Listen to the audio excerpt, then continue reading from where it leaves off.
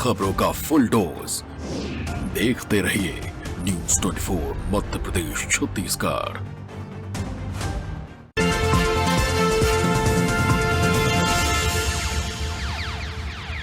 नमस्कार। चुनावी सफर में आज हम आप पहुंचे हैं पटना एक्सप्रेस में। पटना से निकलकर इंदौर तक पहुंचने वाली इस ट्रेन के अंदर कई यात्री सफ़र करते हैं। हम देवास से पटना एक्सप्रेस में सफ़र करने के लिए निकल पड़े हैं और इंदौर तक का सफ़र करेंगे। देवास से देवास विधानसभा की जो देवास विधानसभा यहाँ से पटना जो है पहुँची थी और इंदौर तक का सफ़र करेंगे। सर, कहाँ से हैं आप?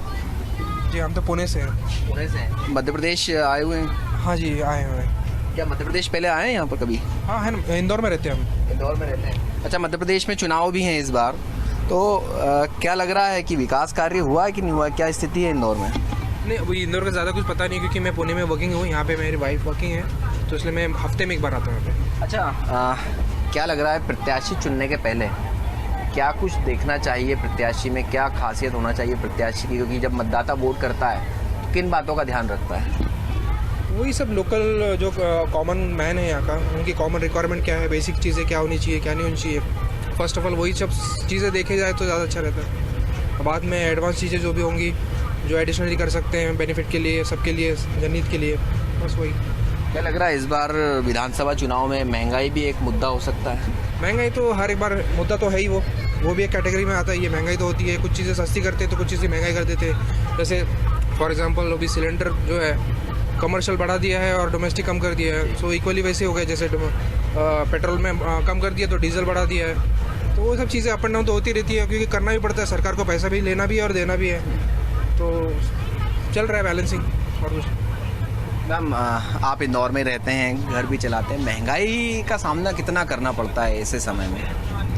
जी, हम लोग being common man of course ये सोचना होता है कि जो बेसिक एमिनिटीज़ हैं और जो बेसिक रिक्वायरमेंट है for a common person, see we all are like in a lower middle class, but when we talk about मतलब हमारे से भी नीचे के लोग जिनकी तादाद हिंदुस्तान में ज़्यादा है, तो उनके लिए टाइप ऑफ बेसिक थिंग्स जैसे सब्ज़ी है, आटा दाल चावल है, पेट्रोल है, या ऐसी सब चीज़ें, बिजली का रेट है, और हम जहाँ रहते हैं वहाँ साफ़ सफाई, स्ट्रीट लाइट वगैरह वगैरह, रोड की कंडीशन। अब हम लोग रोड टैक्स तो भरते हैं लेकिन रोड अच्छी नहीं है, ठीक है। अगर उसमें कंप्लेन करते हैं तब उस पर एक्शन होता है कुछ समय के बाद। तो जब हम लोग वोट के लिए तैयार होते हैं या हमें जो एजेंडाज शेयर किए जाते हैं उसमें ये सब चीज़ें आती हैं, लेकिन उसका एक 2-3 महीने तक तो बढ़िया चलता है, पर बाद में सब चीज़ें भूल जाई जाती है, और जब चुनाव आया तो वापस से 6 महीने पहले से चीज़ें चालू हो जाती हैं। तो मेरा कहना है कि इस पर थोड़ा सा अगर कंटिन्यूएशन में कुछ ऐसी कमेटी होनी चाहिए,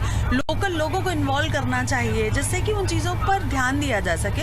एंड ऑफ कोर्स महंगाई वाली चीज़ तो है ही, वो तो थोड़ा ध्यान देने वाली चीज़ है, बट ऐसा है कि मुझे ऐसा लगता है इंदौर में फिर भी कंपैरेटिवली चीज़ें बेहतर हैं इन टर्म्स ऑफ साफ़ सफाई, इन टर्म्स ऑफ अदर चीज़ें। और एक 311 ऐप वगैरह है जिसमें कुछ कंप्लेंट्स अगर हम पोस्ट करते हैं तो एक्शंस होते हैं, थोड़े लेट होते हैं लेकिन होते हैं, तो वो है।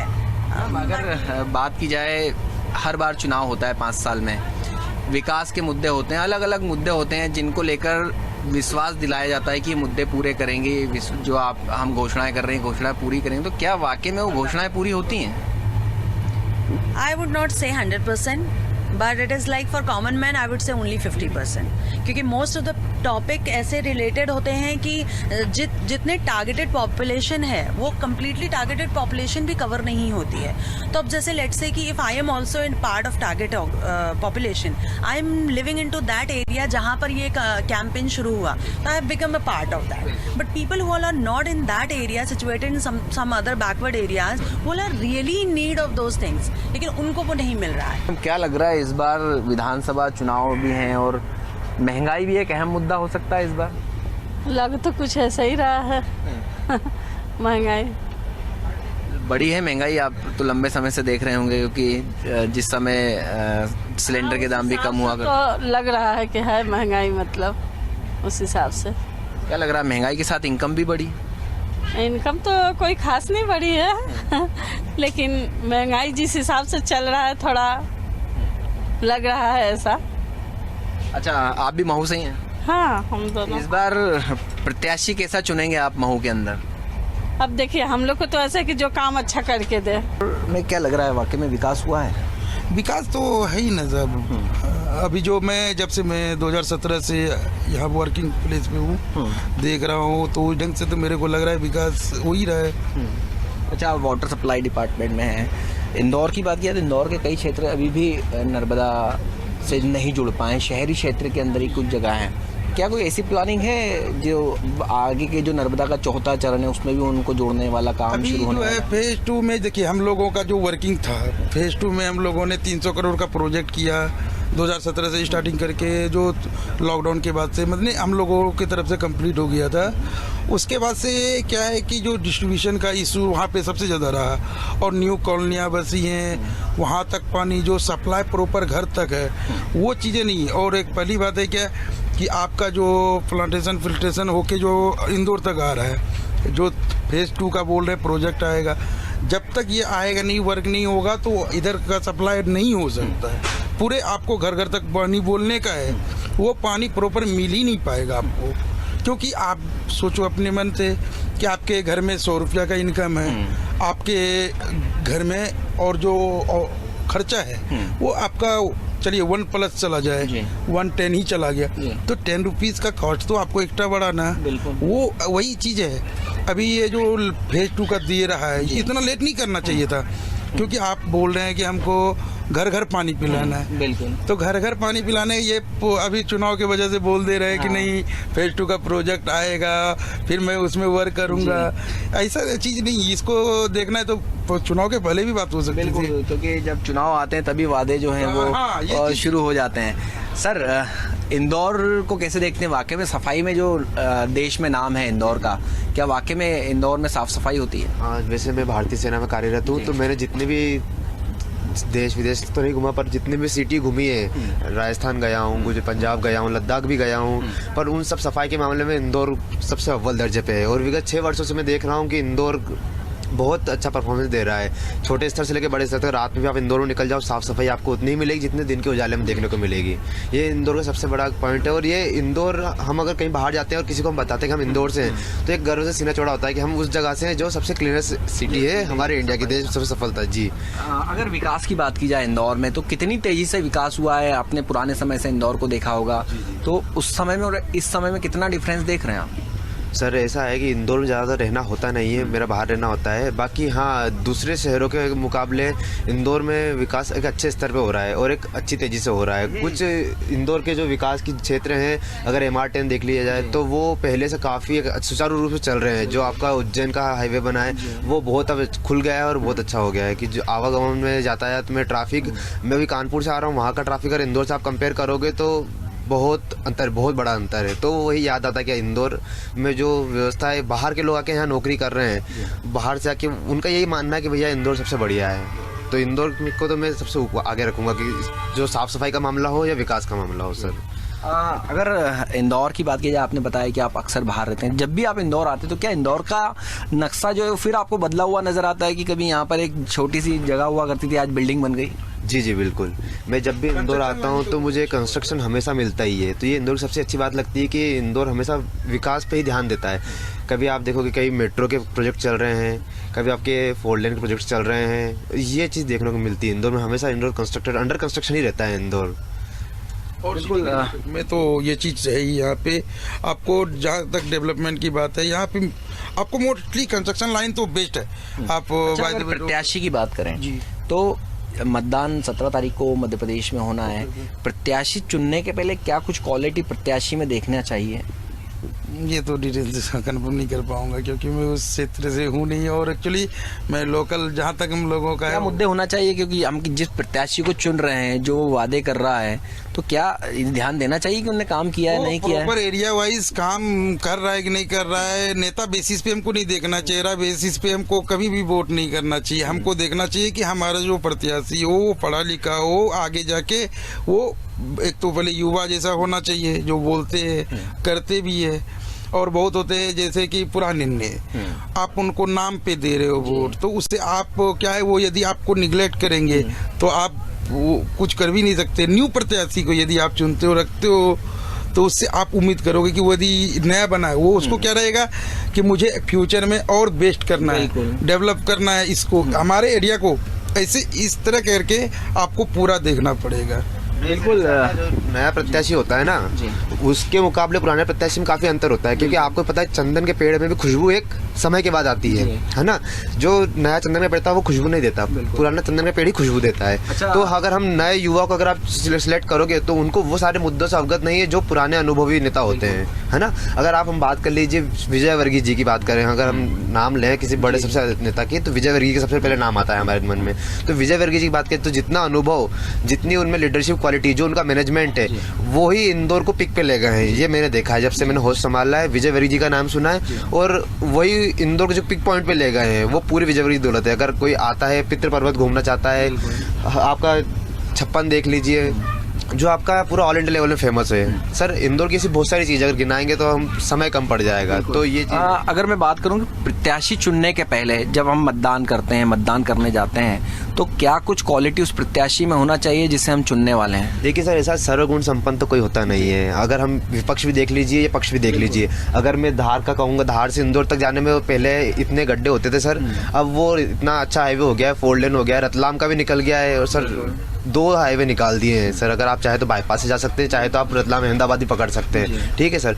तो क्वालिटी तो ऐसी है कि आप अगर वो लोकल नेता रहता है वो चीज़ उसको भलीभूत जानता है, उस चीज़ से जो ग्राउंड से निकला होता है, ज़मीनी जुड़ा हुआ नेता होता है, वो आपकी तकलीफ़ें भी जानेगा और उसका हल भी करेगा। पर कोई भी पार्टी हो वो 100% समस्या का हल नहीं कर पाती है। बिल्कुल। मतदाता को चुनने के पहले वाकई में ये ध्यान देना चाहिए कि उसने विकास कार्य किए हैं ना किए हैं, क्या कुछ काम अधूरे रह गए।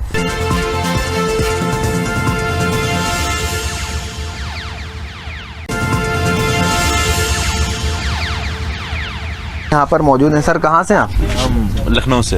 लखनऊ से हैं। इंदौर में क्या जॉब कर रहे हैं? नहीं, हम जो है आए हैं अभी दादा के पास, हमारे दादा यहाँ पे रहते हैं। अच्छा, इंदौर घूमने भी आए, आते रहते हैं इंदौर? हाँ, आते रहते हैं। पहले के समय में और अब के समय में इंदौर में कुछ दिखा है डिफरेंस, बदलाव लग रहा है? हाँ, बदलाव है, हुआ है। विकास हुआ है शायद। हाँ, हुआ है। बहुत ज़्यादा पता नहीं है मुझे, पर मैं जब से यहाँ पे आ रहा हूँ तो अब तो काफ़ी कुछ अलग हुआ है। अच्छा, आप युवा हैं, क्या लग रहा है कि प्रत्याशी को चुनने के पहले एक युवा को क्या देखना चाहिए, उसमें क्या कुछ क्वालिटी होना चाहिए, क्योंकि चुनाव पास में है? ऐसा नहीं लगता है कि प्रत्याशी चुनने के पहले देखना चाहिए कि विकास कार्य किए कि नहीं किए, या जो सरकार में है उनने वादे किए कि नहीं किए? तो युवा क्या सोचता है? मैं पॉलिटिक्स पे नहीं बात करना था मुझे। अच्छा, अगर रोजगार की बात की जाए, हाँ। तो क्या वाकई में युवाओं को रोजगार मिल रहा है? वो यहाँ पर पहुँचे, कहाँ से आप? इंदौर से ही हूँ मैं तो। इंदौर से। इंदौर में कहाँ रहते हैं? नंदा नगर। 2 नंबर विधानसभा क्षेत्र, रमेश मेंदोला जी का क्षेत्र लगता है। विकास कार्य कितना हुआ है अगर इंदौर की बात की जाए तो इंदौर में? बहुत हुआ है। अच्छा, इस बार नंदा नगर में क्या कुछ मुद्दे रहने वाले हैं? अभी तो कुछ ऐसा सब बढ़िया ही होता है, कोई समस्या है नहीं उधर। प्रत्याशी को चुनने के पहले क्या कुछ क्वालिटी उसमें देखेंगे आप? कैसा होना चाहिए प्रत्याशी? अच्छे हैं, करते हैं। रमेश मेंदोला जी तो बढ़िया काम कर रहे हैं, ठीक ही है। पहले एक समय था कि नंदानगर के अंदर लोग आने में भी डरते थे, आज की स्थिति क्या है, कैसे देखते? तो बहुत अच्छी हो गई है, सब बढ़िया है, सब कुछ ठीक है। अब जाने में सोचता नहीं है व्यक्ति, सड़कें वगैरह सब कुछ अच्छा है। अच्छा, मध्य प्रदेश में इस बार किसकी सरकार लग रही है बनने वाली? क्षेत्र ही भाजपा का है, गढ़ ही भाजपा का है, तो भाजपा ही होना चाहिए। इस बार क्या कुछ मुद्दे होंगे चुनाव के अंदर अगर देखा जाए तो? चुनाव के मुद्दे महंगाई तो है सर, फिर और अच्छा, प्रत्याशी को चुनने के पहले क्या कुछ देखेंगे आप कि प्रत्याशी में क्वालिटी क्या होना चाहिए? अब अच्छा, इंदौर में आप कहाँ रहते हैं? इंदौर में हम रहते हैं अन्नपूर्णा मंदिर के इधर। अन्नपूर्णा 4 नंबर विधानसभा क्षेत्र आता है। माननीय लक्ष्मण सिंह गोड़ वहाँ से विधायक हैं। क्या क्षेत्र में विकास कार्य हुए हैं? सड़क, पानी, बिजली की क्या स्थिति है? भैया वो हुए तो है, अब वो क्या है, जैसे चल रहा है वो चल रहा है, पर अब की बार विरोध ज़्यादा है। विरोध तो खैर सामने आकर देख रहे हैं कि विरोध काफ़ी हो रहा है, लेकिन आप अगर प्रत्याशी को चुनेंगे तो उस प्रत्याशी में क्या कुछ खासियत देखेंगे? क्योंकि पिछली बार भी मालिनी गौड़ जो है वो विधायक रही थी, उसके पहले उनके पति विधायक रहे हैं, लंबे समय से मतलब है, पर जो विकास चाहिए ना वो नहीं है। क्या लग रहा है, क्या कुछ नहीं हुआ अब की बार तो मतलब मुश्किल है। अच्छा, जो 2018 विधानसभा चुनाव में जो वादे किए थे, वो वादे पूरे हुए हैं क्या? कुछ हुए कुछ नहीं हुए। जैसे अब हमारे इधर की हम बताते हैं, हमारे इधर इतनी ज़्यादा तकलीफ है ड्रेनेज की, बोले ना, मतलब जैसे अंदर किचन में पानी आ जाता है। वो कितनी बार बता रहे, जैसे क्या रहता है, वो एक साइड की इनने बना दी ऊंची, इधर की बना दी, बीच वाली जैसे छोड़ दिया 10-15 घर, तो वो उससे ज़्यादा तकलीफ, वो पानी बाहर निकलता ही नहीं, वो सब किचन में उसमें आ जाता है पूरा ड्रेनेज का पानी। इस बार फिर नेताजी वोट मांगने आएंगे तो फिर समस्याएं गिनवाएंगे? बोलते हैं सर, पार्षद जी भी आते हैं, बोले बिल्कुल आप बताओ हमको, हम आके करते हैं, और कोई मतलब ही नहीं, बस वो हुआ काम और खत्म। तो इस बार फिर मतदान आने वाले हैं, अब तो आपके पास में हाथ जोड़ कर आएंगे कि ये काम तुरंत करवा। वही बात है साहब, अब वो बोलेंगे हम तो बोले ठीक है अभी करवा देते हैं, और वही बात है। कई समस्या इंदौर में, एक बड़ी समस्या, पुरानी समस्या की अगर बात की जाए तो कहीं ना कहीं ड्रेनेज से जुड़ी हुई एक पुरानी समस्या इंदौर शहर के अंदर है, जो लंबे समय से चली आ रही है। वो सफ़र कर रहे हैं मध्य प्रदेश के कई लोग हैं, कई लखनऊ से। सर कहाँ से हैं आप? मैं लखनऊ से हूँ। लखनऊ से हैं? कहाँ, इंदौर आ रहे हैं? लखनऊ से आ रहे हैं, इंदौर आ रहा हूँ जो है। इंदौर आ रहे हैं जी। इंदौर आते रहते हैं आप? नहीं, इंदौर मैं दूसरी बार आ रहा हूँ। दूसरी बार आने हैं। आप इंदौर से ही हैं सर? नहीं, कहाँ से? जौनपुर से हैं। हाँ। अच्छा, इंदौर क्या आते रहते हैं, देखते हैं इंदौर शहर को, कितना खूबसूरत शहर है, या क्या कुछ विकास कार्य हुए हैं शहर में? हाँ, अभी तो मुझे हुए लगभग 1.5 साल ही हुए यहाँ पे आए हुए, अब उसके हिसाब से तो काफ़ी चीज़ें बदल रही हैं। अच्छा, इस बार मध्य प्रदेश में चुनाव भी हैं, 17 तारीख को चुनाव होना है। प्रत्याशी को चुनने के पहले क्या कुछ खासियत होना चाहिए प्रत्याशी में? कैसा प्रत्याशी होना चाहिए? चुनने के पहले क्या ध्यान रखना चाहिए मतदाता को? चुनने से पहले उसके बैकग्राउंड से लेके सब कुछ ध्यान रखना चाहिए कि आगे वो किस हिसाब से अपनी तैयारी करके जो है आ रहा है, और हमें आगे क्या हमारे लिए विकास का प्रगतिशील रहेगा। तो मेन यही होना चाहिए। बिल्कुल। सर, आप तो बहुत लंबे समय से देख रहे होंगे जी, राजनीति में क्या जो वादे किए जाते हैं, क्या वादे पूरे होते हैं? जैसे चुनाव आए तो अभी नए वादे होंगे, फिर जब अगला चुनाव आएगा फिर आएंगे। वादों का क्या है, वादे जब सब वादे के पीछे भी काफ़ी चीज़ें होती हैं जो दिखती नहीं है, तो वो तो पार्टी को अपने हिसाब से चाहिए कि उसको किस हिसाब से उसको पूरा किया जाए, और जो बेसिक अपना क्राइटेरिया है वो कंप्लीट किया जाए। केंद्रीय औषधि अनुसंधान संस्थान जी, मैं वहाँ पे करीब 30 वर्ष से ज़्यादा मैं कार्यरत रहा। उसके बाद फिर मैं उत्तराखंड में रहा, वहाँ पर सरदार भगवान सिंह विश्वविद्यालय का कुलपति रहा। मेरा अपना मानना है कि कोई भी निर्णय चुनाव